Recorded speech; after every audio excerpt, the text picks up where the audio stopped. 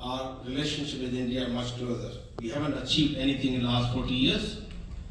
India established diplomatic relationship with New Zealand in 1952. India and New Zealand formed a joint trade committee in 1983. Have we achieved anything in the last 40 years? Probably nothing. No extensive, tangible mutual relationship has been established, and arguably this needs to be worked on. Of course, India has innovative and intellectual capacity and technology and expertise to assist India's development, but I guess diplomacy needs to be focused on bilateral, multilateral ties, economic relationship, strategic alliance, security cooperation, efforts to counter threat of terrorism, treaties to cover terror funding, cyber security, trade relation. So if you go back, why have we not achieved so far anything? I'll have to go to the historical perspective. You know, India has always been interested to joining the nuclear supplier group, which is NSG. That was established in 1975. In 2008, NSG decided to grant India a clean waiver from strict rules linked to the Non-Proliferation Treaty (NPT). Obviously, New Zealand has a significant no-nuclear society. So, in New Zealand, there are 3 countries who opposed India's entry in 2016. And you guess who those 3 countries are? Turkey, Ireland, and New Zealand. Now you imagine that if you oppose India and 3 countries, Australia supported it, every Western country in the world supported India's entry in NSG. And New Zealand, Ireland, and Turkey, 3 countries opposed. And what happened when Prime Minister Modi came in 2017, I guess? He came to Australia, flew over New Zealand, went to Fiji. He spent a lot of time in Australia and Fiji, but had no time for New Zealand. This is what you will get. We must understand that New Zealand need India more than India need New Zealand. Unless we accept this reality, nothing tangible will happen. Now, a lot of people ask this question, why does India need to go in NSG? What is India's interest? Look, India is probably one of those 9 countries who has got a bomb. Has India ever tried its bomb or capabilities? No. The reason India needed to be a part of NSG network is not because of the nuclear armament. They need because India is a signatory to climate change. In Paris Climate Agreement, under India's INDC, India signed Paris Climate Agreement, whereas India has to source 40% of its power from nuclear plant. If they don't source, India obviously cannot achieve climate change or the emission controls. So India has got no choice. So the reason India wants to be part of NSG because they can source the technology and the resource they need for their nuclear plant. There is no other reason that India would like to enter NSG. And it's not that no other Western country is a part of NSG which hasn't signed NPT. The 3 countries who hasn't signed NPT, India, Israel, and France.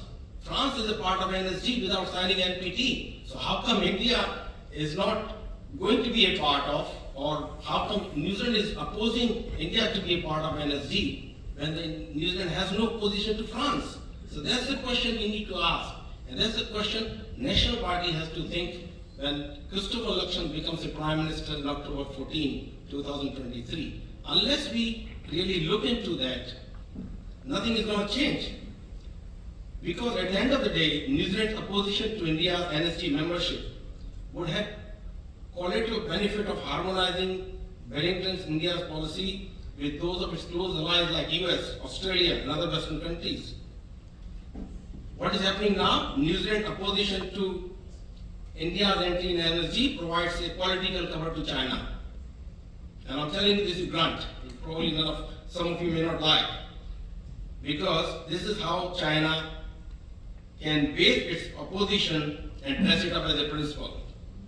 Of course, there is significant non-nuclear society in New Zealand, but New Zealand has to or needs to balance its internal policy with the realities of international trade relationship. And this has been done successfully with China. China has human rights policy which New Zealand find anathema to its domestic human rights culture. This has, however, not hindered trade with China.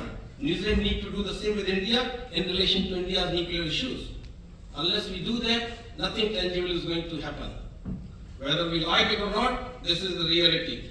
I recently had a meeting with some of the bureaucrats and the top officials and ministers in India, and we have, on an informal basis, discussed, why India's relationship is not taking off with New Zealand. We have signed air traffic agreement 3 times. We talked about the flying directly to India, and we said Air India would be flying. Somebody interviewed a Kiwi who is the head of Air India. When is Air India going to fly to New Zealand? That's a question we should be asking. Why Air New Zealand hasn't flown to India when it could do directly during the COVID time? So these are the questions we need to address and ask. But in saying that, I will not go in bashing our relationship. But if you look at that, when New Zealand opposes India's entries in SG, rarely in the world does any country have the luxury of completely consistent or totally principled foreign policy. So you can't say, we have a principled foreign policy, we're not going to change it. Instead, every country has to balance a range of competing interests and negotiate tension between interest and values. And if we do that, our relationship with India would not only improve, trade is just a byproduct. If we form a strategic alliance, and I'm sure that New Zealand government could work out some ways to let India be in the NSG. And if that happens, there will be a good start. So, some tangible suggestion from my side for whatever it is worth. First, treat trade as a byproduct. Don't focus too much on the trade. Focus more on the strategic and trade relationship. Use people, establish P2P relationship. Use people, public, player, policies to strengthen our relationship. Strengthen the education relationship and boost engaged flagging international student industry. Strengthen the service sector. Offer agriculture technology to India. India has some of the most progressive farming technologies in the world. Let's not talk about the areas where we have conflict of interest, dairy sectors and all that. Obviously, New Zealand and India has got common interests here. We would never achieve an outcome to suit both countries in those areas. Go in the areas where we don't have conflict of interest. So offer the technology to the farming industry.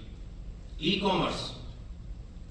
Take some policies from India on e-commerce. Just to give you an example on two fronts. In 2016, India has 473 startups.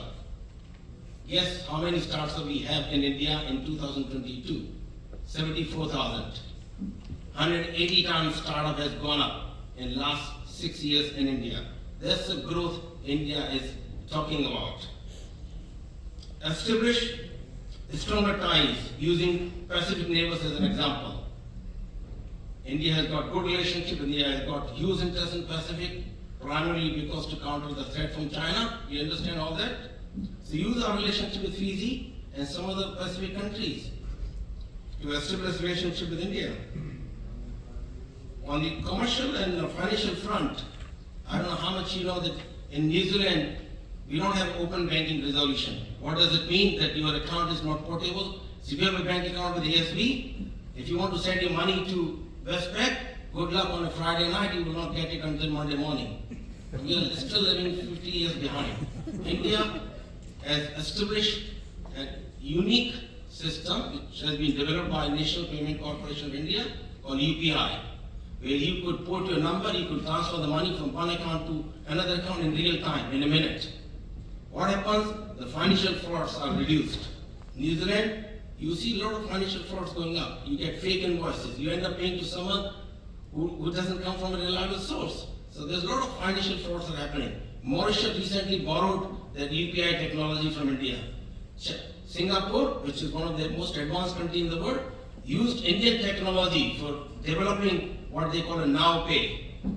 Why can't we do that? Let's do that. The National Party comes to the power, which I'm sure they will. So adopt the Singapore model. And Singapore has got a family model. They created a family model where a lot of investors come in, invest money, offer low tax. Obviously, then it comes with a certain strict condition, you offer employment to 20 people. Use Singapore as an example, how Singapore has grown its economy. And one most important thing, make sure that we appoint a person of Indian origin as High Commissioner to India. Unless we do that, bureaucrats are not going to change anything. That's expected. If it is not going to happen, we will be having another Indian summit 20, 30 years down the line talking the same thing. So if you really want to do something, National Party is listening, please do that. Appoint a non-bureaucratic person of Indian origin as High Commissioner. Be it a black cap or ex-member of Parliament or anybody of the Indian origin. Establish a sports partnership. Rugby. Rugby is quite popular in eastern part of India. They want to grow. I had a discussion with the Odisha Prime Minister, Odisha Chief Minister, as well as Bengal ministers. Let's go there. Offer them rugby. Form a strategic alliance with rugby. Use sports or strengthen the sports to connect India. Avoid appointing decorative and Photoshop kind of people on the board or anything. It's not going to achieve anything. We can have same people. We can do, if you do keep on doing the same thing differently, it's not going to achieve a different outcome. We'll end up where we started. Establish high-powered, high-tier industrial meetings. Offer Bollywood movies some incentives, subsidizing easy visa processing. That's what we did with America. Avatar movie was shot. We funded some of the wages cost. We established easy visa processing for some of the people who came from non-American countries or non-visa waiver countries. Do that. Imagine one movie, Kaho Na Pyar Hai, established so much connection, such a deeper connection between India and New Zealand. Nothing happened after that. So obviously go out and don't make your policy just India-centric. India, every state in India is a country in itself. Offer state-specific policies. Go out, understand the culture, what they have there. So when you go out like Australian Prime Minister did, when he went out there, he went out an Indian festivity which is Holi. And what he did? He immersed in Holi. So obviously use that. When you make a timely visit for any trade delegation, make sure you go when there are festivity in their particular state and put yourself in their position and be with them. That way you will be able to connect, because Indians do not just do business rationally, they do business emotionally as well. So if you just want to be rationally connected without emotionally connected, I can tell you will achieve nothing and talking the same thing again and again. So please, anybody in the National Party who is listening, I'm sure Todd McClay is not here, we shall talk to him at some stage. So do that, talk to them. Take finance and seek to promote women entrepreneurship. Women entrepreneurship in India, there is a 640% jump on year basis. So do that. We have got a lot of women entrepreneurs in New Zealand. Talk to them, assist them in establishing their relationship with Indian counterparts. We will achieve more there. And that's the focus of the Prime Minister Modi as well. In summary, I would like to say that India needs to consider changing its strategic focus and try to find ways to support India's entries into NSG membership. Past policies has not delivered any measurable benefit. Do things differently with different people to achieve a different outcome. Make trade policy as a byproduct of diplomacy by establishing the strategic ties and making India as a country of top priority, not a country of interest. Remember, we need India more than India needs us. Use Pacific Forum to propagate NZ position. Use Australia as an example, and emulate their success story. And if you do that, I can tell you our trade would not go down from $2.8 billion to $2.3 billion, as Christopher Alexander was talking about. So, glamorize the timing of the visit with the festivity of each state. Be emotional and rational at the same time. In concluding, what I would say, India is on the brink of becoming a major world economic power. Now it is the time to establish significant trade relationship and link with India. This will require a think of previous, in-quote, failed policies and new and innovative ideas. That's all. Thank you, ladies and gentlemen. Jai Hind.